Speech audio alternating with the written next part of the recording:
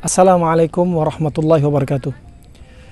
Ikhwani akhwati fillah, ketika menghadapi musibah, termasuk salah satu musibah yang kita alami sekarang adalah musim pandemi.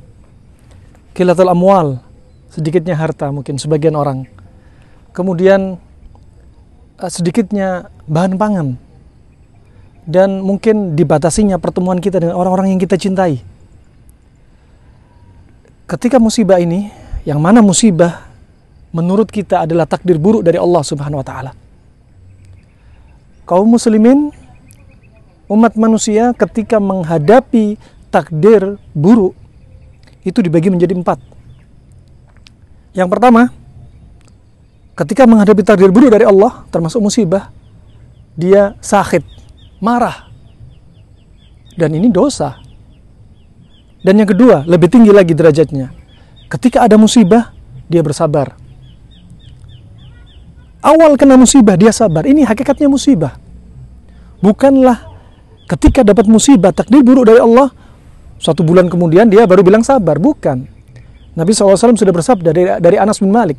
Dalam sabdanya, innamas sabru inda sadamatil ula.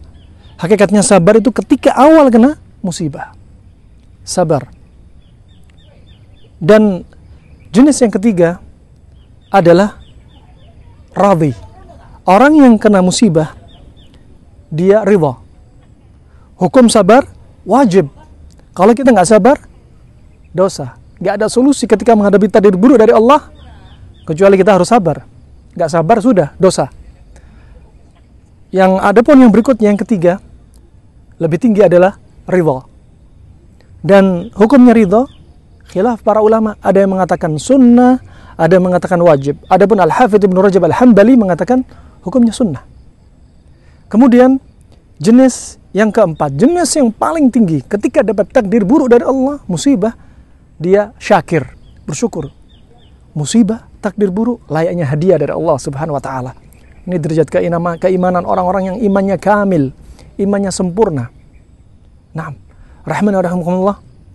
Maka kita harus imani takdir buruk dari Allah, takdir baiknya juga. Sebagaimana dalam sabdanya, nu'minu bil qadari khairi wa syarri, huluwi wa murrih. Kita beriman kepada takdir Allah, baiknya dan buruknya, manisnya dan pahitnya takdir.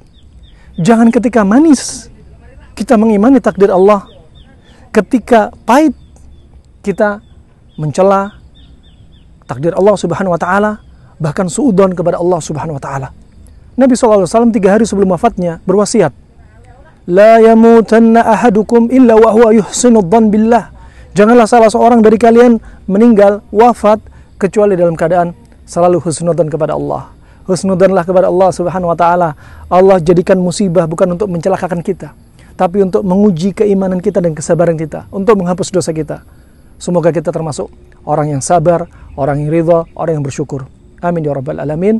Wabillahi taufiq wal hidayah. Wassalamualaikum warahmatullahi wabarakatuh.